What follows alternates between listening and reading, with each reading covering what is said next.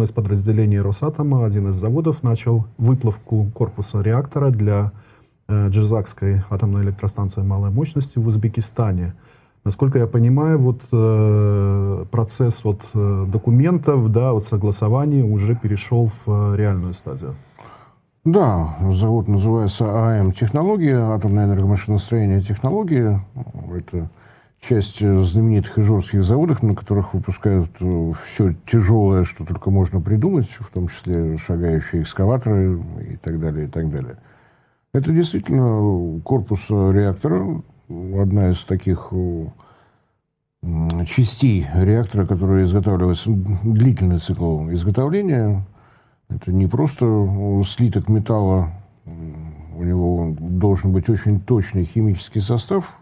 Понятно, что это такая ответственная часть реактора, которой предстоит долгое время жить под большим давлением, с большим уровнем радиации, в воде. То есть требования к нему там весьма и весьма жесткие и по нейтронному полю, и потому как коррозионные нагрузки, и вот это вот все вместе взятое. То есть это у нас на экране не просто железочка, там с точностью до десятых долей процента присадки определенных цветных металлов. Впереди у него большой путь. После того, как с отливкой будет завершено, будет сделана паковка. Из Санкт-Петербурга она уедет в АКБМ имени Африкантова в Нижнем Новгороде. Там первая часть оборудования будет скомплектована, и последний пункт маршрута по изготовлению – это Подольск в Московской области, где еще одна порция оборудования и конечная комплектация, откуда ему и предстоит какими-то сложными, я так понимаю, путями пробираться в Узбекистан. В очередной раз очень надеюсь, что Росатом. У нас сейчас много всевозможных квадрокоптеров. Вот, фильм о том, как из Подольска добраться до Джизакской области, но это, по-моему, было бы очень достойным. Понятно, что какую-то часть удастся, наверное, по морю одолеть, но по рекам, может быть, до Каспия, из Каспия. Ну, интересно будет посмотреть на маршрут. Действительно, дело сдвинулось из документальной, так скажем, части, из бумажной, юридической. Начинается уже совершенно реальная работа. Напомню, что таких реакторов для Джизакской атомной станции малой мощности предстоит изготовить 6 штучек. И предприятие Росатома, это уже, наверное, конвейерный способ производства, потому что впереди корпуса для Чукотского нашего проекта. Это еще 8 штук. Это, конечно, ритм-200Н для плавучих атомных электростанций будет ритм без буквы «Н» наземный, но очень невелики там какие-то конструкционные изменения. Не стоит забывать, что Узбекистан – это все-таки повышенная сейсмическая опасность. Соответственно, там сказать, что уберут все, что позволяет реактору выдерживать эксплуатацию в условиях Северного морского пути, с ударами об лед, с кренами корпуса, вот со всем этим. На всякий случай напоминаю, что и выбор Узбекистана был совершенно не случайен. Они действительно имели возможность посмотреть, как идет эксплуатация этих реакторов «Ритм-200». Они у нас работают на всех ледоколах серии 220-220, они же ЛК-60. И действительно эксплуатационные нагрузки там совершенно другие. Кто бы что бы ни говорил про сейсмическую опасность, но наклон корпуса под 30 градусов точно не ждет ни продольный, ни поперечный. Ждем, будем наблюдать, как будет завершаться металлургическая часть работы, как будет работать пресс огромный для того, чтобы форму придать, и так далее. У меня просто уточняющий вопрос. А как быстро происходит этот процесс отливки? Сколько он занимает вообще по времени? Около 2 месяцев. И дальше начинается путешествие по России. Для начала на Волгу, потом сюда, в Подмосковье. В общей сложности, наверное, займет около 2 лет. Потому что там важно не только это, там предстоит присоединять и главные циркуляционные насосы, и внутрикорпусное оборудование. Там много работы, поэтому заранее все начинается. Но это с одной стороны. С другой стороны, это показывает уверенность сторон договора. договор, напомню, между Росатомом и Узатомом подписан в 2024 году, Да. если мне память не изменяет. То есть вот всего год прошел, стороны совершенно уверенно движутся. Это говорит о том, что и Росатом уверен в платежеспособности, в финансовой дисциплине Узатома. И говорит, конечно, о том, что Узатом уверен, что все пройдет в графике, никаких пертурбаций не ожидается. Санкции со стороны Росатома вряд ли Узбекистан опасается. Я думаю, что впереди на самом деле еще много работы. Неоднократно стороны на переговорах говорили о том, что в качестве давальческого сырья будет использоваться уран, добываемый на территории Узбекистана. Это, очевидно, еще один этап переговоров, еще какой-то контракт по этому поводу возникнет. Напомню, что топливо будет не совсем обычное. Если обогащение по 235-му изотопу в больших реакторах в пределах 5%, то для реакторов Ритм-200 требуется топливо с обогащением до 19,75. Единственный производитель на планете все тот же Росатом. Так что и здесь, в общем-то, достаточно удобно. Но сотрудничество Росатома и Узатома продолжает развиваться вполне полномерно. Вот была новость из Узбекистана, что на базе ташкентского филиала Московского инженерно-физического института будет работать техническая академия. Там, правда, из сообщений не совсем понятно, для чего академия, академиков будут готовить. Ну, такое название сложилось.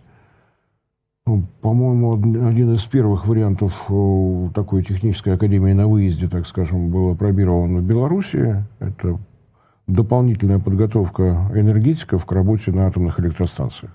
Именно энергетиков, то есть турбинная часть, там, где выработка электроэнергии, но они, естественно, обязаны понимать и уровень технической безопасности, уровень радиационной безопасности, чтобы вот никаких приключений ни в коем случае не было. И, на мой взгляд, действия Узбекистана совершенно последовательно. Если в ташкентском филиале МИФИ готовят специалистов именно на, так скажем, реакторный остров, то вот начинает работать академия, которая будет готовить специалистов для турбинного острова. Все спокойно, не по-европейски, безо всяких дерганий, шаг за шагом, этап за этапом. Мне нравится. Ну и, насколько я видел, вот еще одно было сообщение: инженерная школа открывается. Ну, я так ее назвал. Я мне не выучил. Еще инженерная школа. Хорошо. То есть это дополнительная подготовка энергетиков для работы на объектах, где генерация идет за счет атомной энергии. Вопрос, закрывая тему с Узбекистаном, пришел от наших слушателей. Вот с чем можно сравнить выработку электроэнергии с того реактора, который пойдет в Джизак, да, то есть на что может пойти эта электроэнергия? Насколько я помню, 55 мегаватт, по-моему. 55 мегаватт электрическая мощность, 165 тепловая, видимо, такая вот арифметика, обычно название ВВР-1000, 1000 мегаватт, ВВР-1200, 1200 мегаватт, а Ритм-200 это 200 мегаватт общей мощности, электрической и тепловой. Уж на что ее будут использовать в Узбекистане, решит Узбекистан. Начнем с этого. Будет, разумеется, схема вывода мощности для того, чтобы это стало частью объединенной энергосистемы Узбекистана. А уж как они ее будут использовать? Будет ли это обеспечение работы заводов, фабрик, не знаю, каких-то сельскохозяйственных предприятий? Там планируется строительство, не строительство, а расширение автомобильного завода огромное. Очевидно, что будет какое-то жилищное строительство, но я думаю, что такие вопросы уместнее задавать в Ташкент. Вот как вы планируете, что вы планируете? Будет ли решать это Министерство энергетики или какое-то совместное Министерство промышленности, Министерство строительства? Ну, это всегда в комплексе, но как любой объект генерации. Совершенно не важно, откуда приходят киловатт-часы. Важно, чтобы они шли в нужном количестве, в нужное время, что, собственно говоря, атомная электростанция всегда гарантирует. 24 часа в сутки вы будете получать то, что предписано. То, что скажет диспетчер, то и придет. Ну и на всякий случай напоминаю, что поскольку Ритм-200 проектировали именно для работы атомных ледоколов, тут редкий случай, когда реактор может маневрировать мощностью. То есть даже при снижении мощности до 30% он функционирует совершенно исправно. Так что и с этой точки зрения объект уникальный. Мало того, что это Первая зарубежная атомная станция малой мощности, многоблочная, 6 реакторов, 6 блоков. Такого, разумеется, нигде не было. Не было. Напомню, что проектов атомных станций малой мощности на планете насчитывается, по-моему, 58 штук на день сегодняшний. Но в железе реализован плавучая атомная теплоэлектростанция «Академик Ломоносов». Да, собственно говоря, и все. Все остальное пока на уровне документов, но большая подвижка по БВРХ-300. 300 – это мощность, это GE Hitachi проект. Он получил разрешительные документы в Канаде, и там ожидается, что тоже начнется строительство. Есть новости такого же направления из Китая, но, к сожалению, вот на русском языке не очень часто можно поймать, как и что, но думаю, что через неделю-другую смогу сказать. Говоря о Ломоносове, насколько я понимаю, он работает на город Певек. Да, самый северный город России, но город достаточно условный, там 5 тысяч то есть можем мы сравнить то, что вот будет в Узбекистане, с то, что... Сравнивать, конечно, можно, как любые объекты генерации. Можно сравнивать с угольной электростанцией, с газовой, с какой угодно. Но немножко разные условия работы. Там другие реакторы, КЛТ-40С, это реакторы предыдущего поколения, доведенные до ума.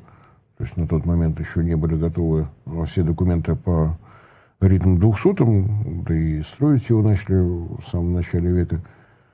Они мощностью электрической 35 мегаватт, и поскольку там вот в аббревиатуре ни одной буквы лишней нет, атомная теплоэлектростанция. Вот я не думаю, что в Джизакской области потребуется такое же количество тепла, как в городе Певеке. У меня такое подозрение есть сильное. Сравнивать можно, но надо помнить, в каких зонах они находятся. Несколько разный климат, немножечко по-другому все выглядит. Ну, что ж, вот сравнить можно. Сравнить можно. Ну, есть, конечно, вот эти модные варианты. Эта электростанция способна обеспечить там 154 домохозяйства. Какие домохозяйства? В чем они измеряются? В квадратных метрах, в кубических домохозяйства. 12-этажный дом в Москве – дом. Одноэтажный домишко... Ну, а дом в Узбекистане будет точно так же дом. Ну, это действительно предстоит решать только Узбекистану, на что будет идти эта электроэнергия. В Джизакской области действительно очень большие планы по строительству. Вот, ну, прежде всего, вот этот автомобильный узел, там, завод по сборке есть, его будут расширять, но во время своего визита президент Узбекистана, по-моему, в прошлом году говорил о том, что будет локализация, будут вкладываться государственные деньги, то есть там такой автомобильная долина появится. Не исключено, что как раз вся эта электроэнергия туда и пойдет. Хотя у Джизакской области есть и свои планы в агросекторе, и тепличные, и переработка сельскохозяйственной продукции. Следим. Вот как Узбекистан решит, так оно и будет. Остаемся в атомной тематике.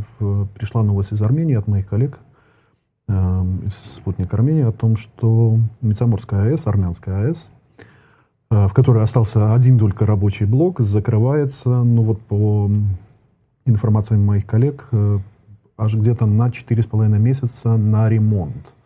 Это какой-то плановый ремонт или это может быть связано уже с тем, что срок эксплуатации потихонечку подходит к следующему продлению, скажу так? Я тоже попытался следить. Почему-то самая разная информация. На 2 месяца время ремонта, на 4,5 месяца. В конце концов, вспомнил своего приятеля, который мне с армянского просто перевел, чтобы я не мучился. Все-таки там, где события происходят, информацию получать намного проще, чем в наших многочисленных информагентствах, так скажем. В этом году ожидается на 141 день, назвать его просто планово-предупредительным ремонтом, который проводится всегда, когда идет смена топлива, не получится. Будет полностью излечена активная зона. Ее надо подремонтировать, привести в порядок. помимо этого, вот за этот 141 день, там очень большой объем работы, дай бог, чтобы все прошло благополучно. Нужно будет менять уплотнительные поверхности, то есть там, где вот верхнего блока, так это называется, там, где крышка прилегает, вот там уплотнительные блоки должны быть в полном порядке поставлены. Давно надо обновлять, видимо, поверхности в порядок привести. Ремонт бассейна выдержки, тоже по понятной причине. Ремонт компенсаторов объема и капитальный ремонт парогенераторов. Вот это постараются сделать за 141 день. В следующем году остановка будет действительно 4,5 месяца. Там предстоит отремонтировать градирни. В этом году ожидается ввод новой подстанции для обеспечения нужд самой атомной электростанции на тот случай, если происходит остановка. Вода все равно должна циркулировать, никуда от этого не денешься. То есть работы много. Модернизация системы аварийных охлаждений и активные зоны, ремонт главных циркуляционных насосов. Делается это все для того, чтобы действительно еще раз продлить срок эксплуатации.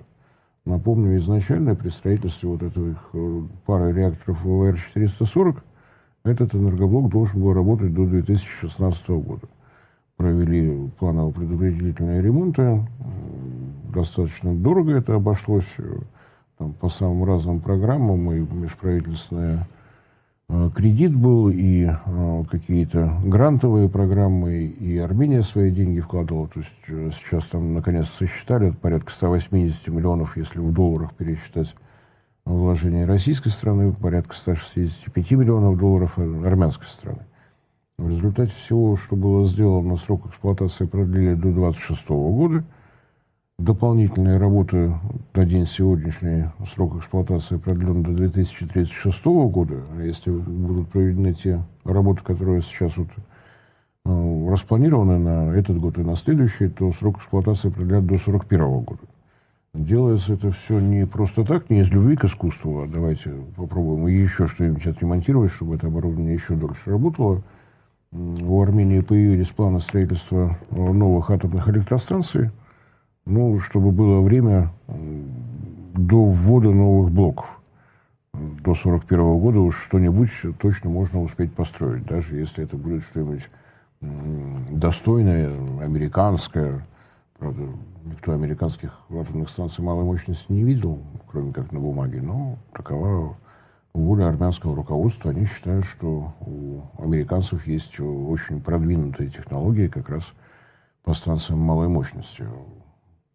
Понадобится ли Армении атомные энергоблоки гигаваттного класса, то есть 1000 мегаватт. Ну, для этого, может быть, с таким темпом развития, который сейчас Армения демонстрирует, санкции же по-разному на всех действуют. Вот, для многих постсоветских государств это придало дополнительный стимул для развития. Уж не знаю, как так случайно все получилось. Но в Армении рост ВВП, простите, в 2 раза больше, чем в России, несмотря на российские рекордные показатели. Так бывает. Так бывает, но если там, ну, это пусть опять же политики там размышляют, ЕАЭС, ЕС, ну и прочее, БХСС в результате. Сможет ли объединенная энергосистема Армении принять в себя гигаваттного класса? Ну, вряд ли. По крайней мере, руководство Армении об этом не говорит. Говорит о том, что необходима атомная станция малой мощности. На всякий случай напоминаю, что по меркам МАГАТЭ атомная станция малой мощности — это энергоблоки до 300 мегаватт. Вот такое, да, вполне Армении подходит. Тем более, что и в советские времена строили именно реакторы ВВР-440. Название говорящее: 440 мегаватт, 2 блока. Один объект генерации. Для объединенной энергосистемы Армении вполне достаточно. Но все зависит от того, как будет развиваться ситуация внутри Армении, как будут складываться отношения с соседями. Напоминаю, что с 2009 года действует армяно-иранский договор, газ в обмен на электроэнергию. С юга из Ирана приходит газ, которого хватает на то, чтобы киловатт-часами рассчитаться с Ираном, и немножечко остается для себя. Что, в общем-то, очень удобно. Эту сделку ни разу никакие антииранские санкции не остановили, потому что там денег нет. Там, с одной стороны кубометры, с другой стороны киловатт-часы. Ну, хорошо, пусть при этом банки не работают. Ну, не работают, ничего страшного. Но это на самом деле говорит о том, что север Ирана по-прежнему энергодефицитен, и здесь возможны самые разные варианты. Но, правда, для того, чтобы поставлять электроэнергию в Иран, горы. Горы — это действительно для прокладки линии электропередач такая всегда большая нагрузка.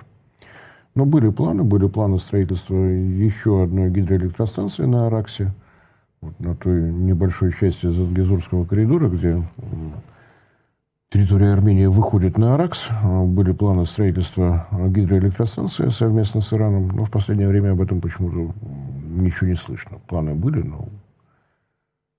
но как-то притихло. Тоже ни о чем не говорит, потому что о строительстве, допустим, Худоферинских ГЭС долгое время тоже никто ничего не говорил, потом раз они уже и уведены в строй. К сожалению, с крайне неприятными последствиями открытия произошло. Но тем не менее, если мы говорим об энергетике, то вот тишина, вдруг раз оно работает.